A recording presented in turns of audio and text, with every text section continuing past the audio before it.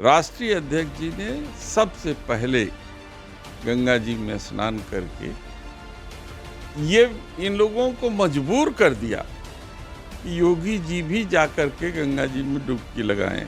जिसे भी हमारे धर्म में आस्था होगा वो आस्था के साथ डुबकी लगाएगा और वो मन को शांति प्राप्त करेगा। हम भी चाहते 50 करोड़ आवे, लेकिन इसकी मार्केटिंग जब सरकार करने लगती है तो सवाल वहां खड़ा होता है। आस्था का मार्केटिंग नहीं किया जाता। महाकुंभ को लेकर तमाम लोग इस समय कुंभ क्षेत्र में पहुंचे हुए हैं। जो सरकार का आंकड़ा है कि 13 और 14 जनवरी को 5 करोड़ से ज़्यादा श्रद्धालुओं ने स्नान किए। 7 करोड़ ये संख्या पहुंच गई है। जब हम बात कर रहे हैं चंदौली के सांसद वीरेंद्र सिंह जी से, आपके राष्ट्रीय अध्यक्ष को यकीन ही नहीं है कि 5 करोड़ लोग स्नान किए 13 और 14 जनवरी को। वो कह रहे हैं कि सरकार फर्जी आंकड़े जारी कर रही है, ट्रेनें तमाम खाली जा रही हैं। गोरखपुर से जो प्रयागराज के लिए ट्रेनें वो खाली जा रही है, तमाम ट्रेनें खाली हैं। कुंभ तो विश्वास का नाम है और आपके राष्ट्रीय अध्यक्ष को विश्वास ही नहीं है।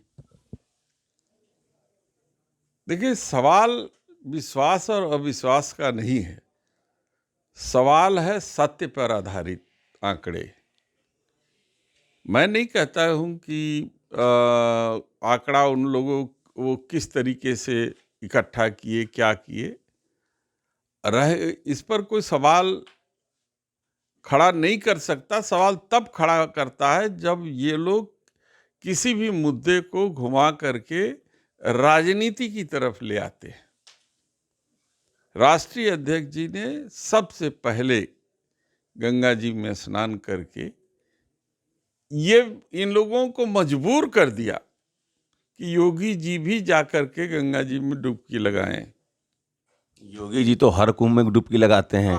जब वो गोरखपुर के सांसद थे तब भी, मुख्यमंत्री थे तब भी। वही बताइए, तो मुलायम सिंह जी भी लगाते थे, तो काहे के लिए ये राजनीतिक बात लोग करते थे? जब उपाध्यक्ष हैं महिला आयोग की अपर्णा यादव जी, उनका भी एक बयान आया है कि भाई सबको कुंभ क्षेत्र में नहाना चाहिए, मैं भी जाऊंगी नहाने। लेकिन जब आपके राष्ट्रीय अध्यक्ष आंकड़ों पर सवाल खड़े करते हैं, उनके हरिद्वार में भी जाके नहाने पर सवाल खड़े हो रहे हैं, हालांकि पारिवारिक मुद्दा बताया जा रहा है। देखिए, गंगा जी हमारी गंगा माँ है।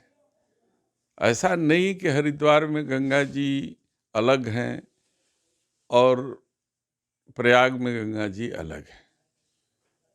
आस्था के साथ डुबकी लगाना ये एक अलग प्रक्रिया है। जिसे भी हमारे धर्म में आस्था होगा वो आस्था के साथ डुबकी लगाएगा और वो मन को शांति प्राप्त करेगा। हमारे अध्यक्ष जी ने न हो किया न हल्ला किया, चुपचाप जाकर के मकर संक्रांति के दिन माँ गंगा में स्नान किए और स्नान करने के बाद उनका पूजन अर्चन किया। तो सरकार जब कह रही है कि 40 करोड़ लोग कुंभ में आएंगे, तो आप मान रहे हैं ना कि 40 करोड़ आएंगे? हम कहते हैं कि 50 करोड़ आवें, हम भी चाहते 50 करोड़ आवें, लेकिन इसकी मार्केटिंग जब सरकार करने लगती है तो सवाल वहां खड़ा होता है। आस्था का मार्केटिंग नहीं किया जाता है, आस्था पर विश्वास किया जाता है और आस्था का डुबकी विश्वास के कारण लोग जाते हैं, करोड़ों लोग जाते हैं और जाकर के और प्रयागराज में डुबकी लगाते हैं। भूपेंद्र चौधरी जी जो बीजेपी के बड़े नेता हैं, प्रदेश अध्यक्ष हैं, वो कह रहे हैं कि चूंकि समाजवादी पार्टी के शासनकाल में जो कुंभ हुआ उसमें कई लोगों की जान चली गई। अब जब इतना अच्छा कुंभ हो रहा है तो समाजवादी पार्टी के नेता देख नहीं पा रहे हैं। ऐसा है कि सब आप लोगों की देन है। आप हकीकत को वहाँ दिखाएंगे तो आपको समझ में आएगा कि वहाँ की व्यवस्था क्या है। ये मैं मानता हूँ कि इतनी बड़ी संख्या में लोग पहुँच रहे हैं तो निश्चित रूप से सबको ठीक ढंग से उनके मन के अनुरूप व्यवस्था देना कठिन है, लेकिन चूंकि वो आस्था से जाते हैं, वहाँ कोई व्यवस्था के लिए नहीं जाता है। उनको आवश्यकताओं की जो ज़रूरत है वो सरकार मुहैया करा रही है और कोई भी सरकार होती उसको मुहैया उसे कराता ही। कोई भी सरकार, हमारी सरकार थी, हमने भी तो करा। आवश्यकता जो है उसी आवश्यकता की पूर्ति सरकार अगर कर रही है तो थैंक यू बोलने में क्या दिक्कत है? झूठ का थैंक यू बोल दिया जाए। हम वहाँ जाते हैं आस्था में, झूठ का थैंक यू तो बोला ना जाए। जब बसें खाली आ रही हैं, ट्रेनें खाली आ रही हैं, स्पेशल ट्रेनें खाली आ रही हैं और सरकार अपनी पीठ थपथपा रही है कि इतने करोड़ लोगों को हमने पहुंचाया वहाँ पे, तो ठीक है, उन्होंने वो अपने आंकड़े में मस्त हैं।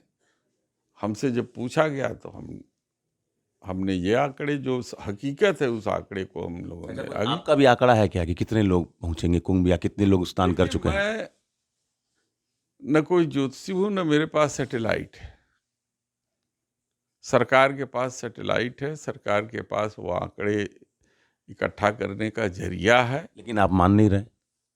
ये हमारा जो एक अनुभव है इतने सालों का, क्योंकि मैं भी हर कुंभ में जाता हूँ और हर कुंभ में स्नान करता हूँ और पूरे परिवार के साथ स्नान करता हूँ।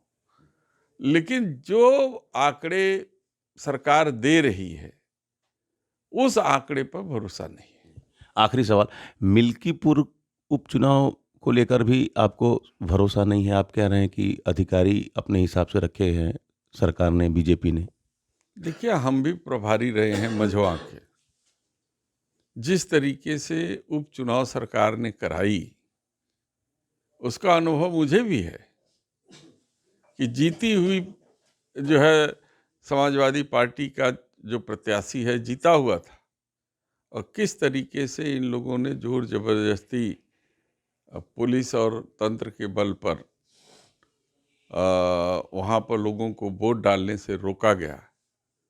ये सारी चीज़ें सबके सामने हैं, आपने भी देखा है, हमने शिकायत इसकी चुनाव आयोग में भी किया था। उसी के अनुभव के आधार पे लग रहा है कि ये लोग तंत्र का प्रयोग करेंगे, लेकिन इस बार कार्यकर्ता इसका जवाब देने के लिए तैयार रहेंगे। मतलब कि बीजेपी वहाँ मनमाना ढंग से चुनाव कराएगी, आपको लगता है कि बेईमानी करने की तैयारी है, ये आप आरोप लगा रहे हैं? आपने देखा नहीं कि पिस्तौल तान करके मतदाताओं को रोका गया? यही लोकतंत्र है। चलिए, तो मझवा की तरह मिल्कीपुर में भी बीजेपी बेईमानी कर सकती है, ये एक बड़ा आरोप चंदौली के सांसद लगा रहे हैं। लेकिन समाजवादी पार्टी इसको लेकर सतर्क है। कुंभ के जरिए सरकार मार्केटिंग कर रही है। जो आंकड़े जारी किए जा रहे हैं सरकार की तरफ से, समाजवादी पार्टी के सांसद उस आंकड़े को नहीं मान रहे हैं, कह रहे हैं ये फर्जी आंकड़े हैं। Amit Singh, TV9 UP, Varanasi.